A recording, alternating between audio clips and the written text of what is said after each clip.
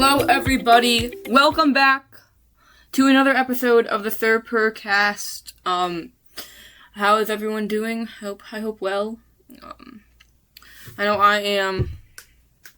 I think we just get right into it. In today's episode, as you know, the Carolina Panthers played in the playoffs this year in a wildcard game at home. So we're going to be discussing that and just some things I observed from it.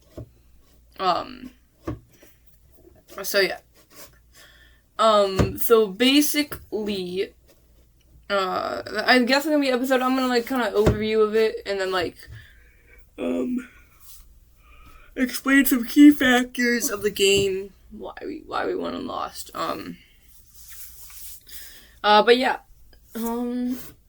Let's just get right into it. I don't think I have anything else to say.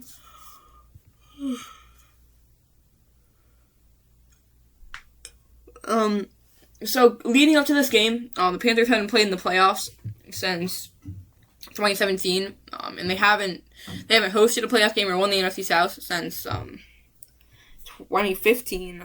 So it was a decade in the making, and there's a lot of excitement about this and just brewing around just the Panthers. And I think, the fans definitely showed up. The fans were a really big impact in this game. You rewatch any of the clips, and, there's just always enthusiasm. There's never, even when we were down 14 to start the game, there's always enthusiasm. They're always in the game, and they're always they're always a factor in having impact on the game. And that's really special that, we can cause that. And, we really come out. Bank of America is normally regarded as one of the quietest stadiums, but that's not the case anymore. Ever since week 13, the fans have been electric, and it's been really special, and it's been tough to play in. Loudest crowd since 2015, and we're really doing something special here. The fans played a key part in that, but just leading up to the anticipation, the excitement, because it hadn't been done in a while.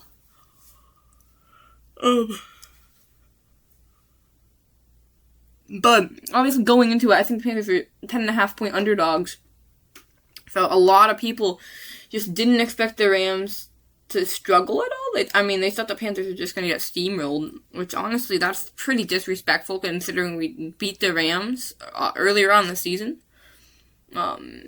It's just the playoffs, and we've played up to good teams. We know how to compete with them, and we've been in championship environments, championship opportunities. So honestly, I don't really understand why, and I think it's a little bit disrespectful placing us at two score underdogs, because, we already beat the team. If anything, we should have the favorite, because we beat them in our previous matchup. But I digress. But I guess I'll just go over a quick overview. So the Panthers start off with the ball, and they go 4 and out. They had a 4th and 1, which, Canales, I love how aggressive we are on 4th down. Very stressful as a fan, but I think it normally pays off. We convert the most in the league last year. We go for it right away on 4th and 1, and we don't get it. Right pass incomplete. And right away, the Rams were able to take advantage, and just, we could not stop Puka Nacua. He scored a touchdown on that drive pretty effortlessly. And I think Nick Scott was definitely a big hindrance on the defense that day.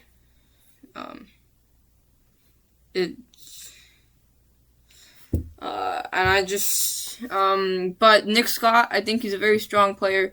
He just, it's Puka Nacua and Devontae Adams. It's really tough. But there's definitely a weakness there, and the Rams are exploiting it pretty early on. And then we get the ball back, and pretty sure we punt, and the Rams punt the ball back, in which we have a pretty good drive going. Nice little pass to T-Mac. But then Jalen Coker, obviously the announcers were blaming it more on Jalen Coker than Bryce, but I think it's, at least equal parts, if not I mean, it wasn't a very good decision by Bryce. I don't know if it would have been a pick if Jalen Coker didn't stop his route, but it definitely would not have gone well. But it's an interception nonetheless. And the Rams take over, and they're able to score again with Puka Nacua again scoring a touchdown. And now they're up 14.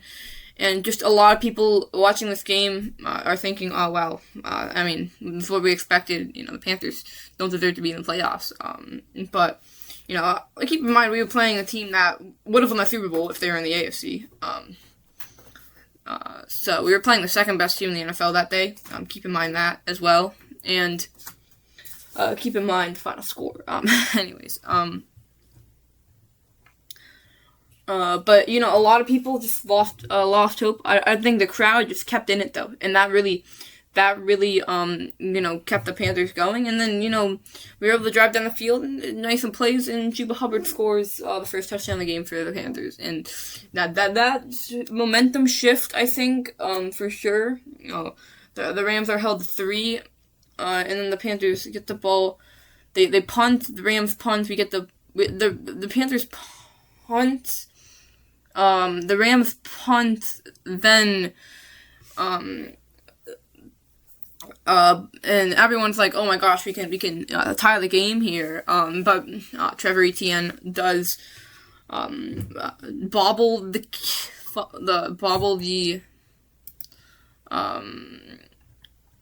punt. He muffs it a little bit, and that was just very devastating watching that game. I was super frustrated. I remember thinking some just not great things. I didn't think, and I think that really just plays in the Rams' very veteran team, led by a lot of very veteran players in Devontae Adams, Matthew Stafford. They have a lot of veteran players. They're used to this environment. Now in Carolina, almost no one on that team has been to a playoff game before. That was drafted by Carolina, and just in general, too. Just playing in that environment for the first time for a very large portion of this team, you know, the nerves can start to pile up, and I think that really got to us early on, but we settled in eventually, but it was just not fast enough as a start, and just very, detrimental mistakes were made early on that, could have changed the outcome of the game if they had not been made. And, you know, going into next year, I think it's definitely going to be less nervous, more used to the environment, and I think, you know, could see a faster start. But, so the Rams get the ball right back, unfortunately, but they turn it over on downs, giving the Panthers the ball like the 30-something, in which the Panthers go 5 plays, 81 yards, touchdown. Jalen Coker with the 33-yard catch, Bryce Young with a 16-yard run to the end zone. And then the score is 17-14. With very little time left in the half, and people are thinking, oh my gosh, wow, the Panthers really came back down 14, and they just made a 3-point game pretty easily. Like it didn't look kind of effortless for the offense, and the offense really clicking at that time. But yeah, people are getting a little excited now. The crowd's really in it, really rallying, and then, you know, the Rams aren't able, they have to punt, and the Panthers kneel it out to end the half. And then the Rams would start, they go 3 and out, which I think is really big, because it allows us to tie, on a 13-play drive, longest drive of the day for the Panthers, and it's a field goal. It really just lengthy drive, and Bryce Young on the Bryce Young just gets the offense moving, and they get a field goal, and they tie the game. So they officially come back from being down 14-0 very early on, and to tie the game, and the crowd's just really in it now. It's really that's just really fun to see. I was so proud of the fans watching this from home. I just could not be happier to be a Panthers fan right now, and then. But yeah, field goal to tie the game, so now everyone's like, oh my gosh, this is a good game, and we expect it to be a blowout. But the Rams, I think they go right back up for a field goal, I'm pretty sure. And then they get the ball back after the Panthers turn it over on downs. And then Mike Jackson makes his mark again, picks off Stafford on the interception, and now we have the ball down 3 with pretty good field position for like 38 or something like that. And then 4 plays, Jalen Coker, 52-yard reception, just to the take it 4 plays to the end zone, very quick strike of a drive. And then we have the lead. We take the lead, and now the crowd is really in it. It's really, really getting loud, and it's getting intense too. That's the wire.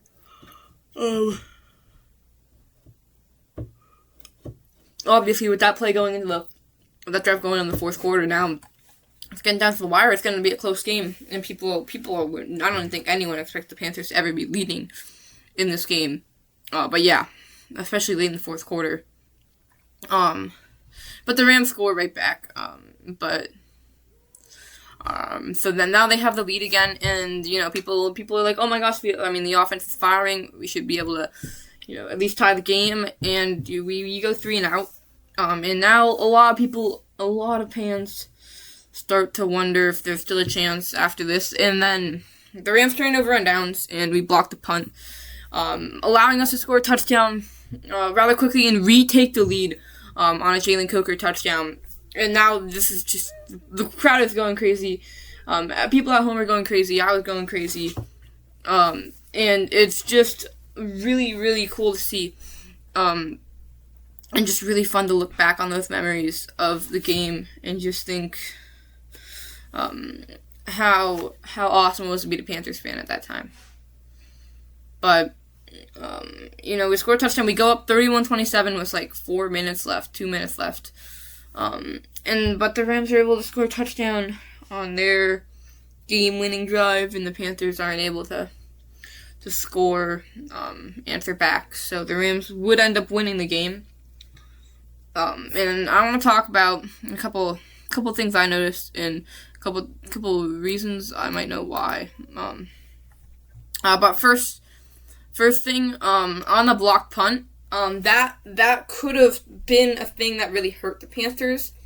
I'm not gonna say this is just hypotheticals. Like, obviously the block punt helped. I think it was a positive no matter what. Because you can always do what ifs, but it's just a what if. It could go way worse. But if it hadn't been a blocked punt, we would have gotten the ball much left. And this is assuming, again, this is why it's a what if. This is assuming we still go down and score. We take much more time off the clock, maybe even all of it, and then just win the game, not allowing the Rams to go back. But since since we block the punt, we take less time off. But obviously, that's still a benefit. It's just, something to think about. And then in the third quarter,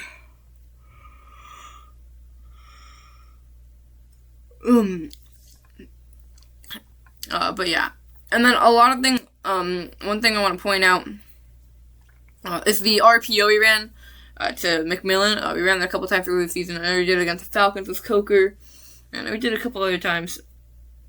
But I noticed a pattern in the formation, that, I'm going to share because it's probably wrong, let's be real, I'm not an NFL scout. But whenever McMillan is, in the slot to the left, I guess it could be to the right, but whenever McMillan's in the slot, to the left, which what I've noticed, Bryce is in shotgun, he has a back behind and staggered, and it's like a 1st and 10 situation. They normally, that's when this plays tend to be ran, so if you see that formation in 1st and 10, just keep that in mind, be ready for it. And hopefully no NFL team is watching that. Hopefully, at least if any other NFL teams are watching this podcast, that's inaccurate, because I don't want to feed, or they probably already realized it, let's be real. But if I just gave them information, I apologize to any Panthers fans. But, yeah. And then the other thing is, we did not run a lot of play action, and in general, we just didn't lean on the run as much as we did in past games, and I think that kind of hurt us. I think play action is definitely something we do a lot, and I think a lot of positives come out of it for us. A lot of big plays, and just getting Bryce outside the pocket and giving him the ability to run, and just giving the defense the extra toes. But I don't think we ran the ball enough for that to be a threat, and we didn't run play action enough. There's a lot of fourth and one, third and twos, third and threes that we didn't get because we passed the ball and it's incomplete. That we could have, if we just ran the ball, take the gamble, especially on the third and twos, because you have two opportunities basically if you're a team like the Panthers. So I just noticed a lack of reliance on the run, in which Bryce had a really good game. He played amazing. I think but there are a couple situations where he could have ran the ball, and just taken a little bit of the pressure off Bryce. Put more on Dowdle and Hubbard. But overall,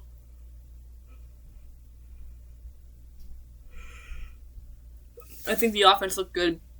The other thing thing that really hurt us is the prevent defense on the final drive.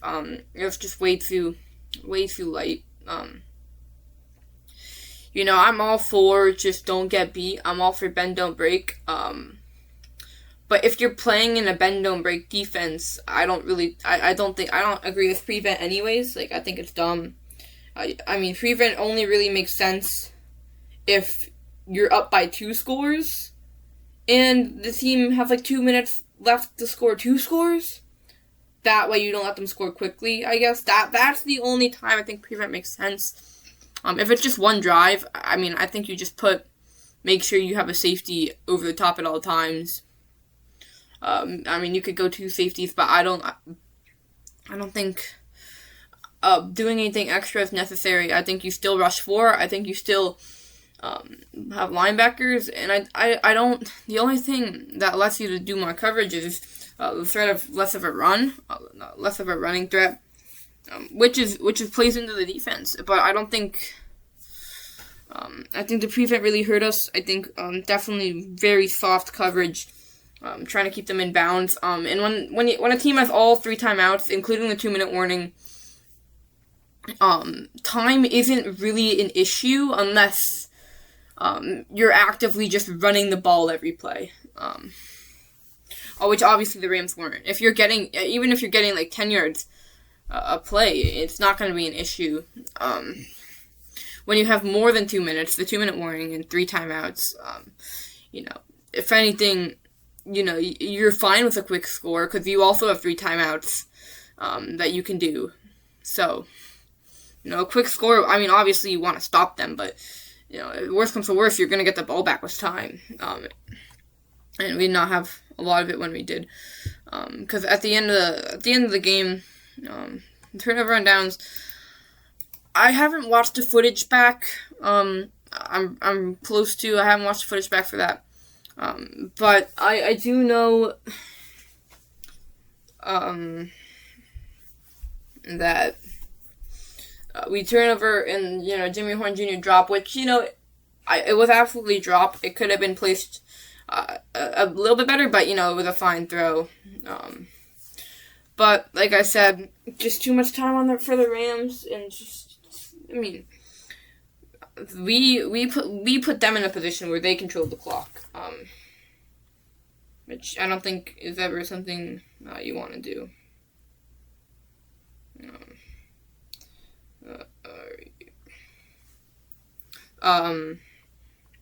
But yeah, those are just some of my thoughts on the game. Obviously, I could not be prouder. Little final remark, we put up a fight against the second best team in the NFL, 31-34. I don't think any other team besides some of the top teams in the league, which I think is the Panthers, could do that.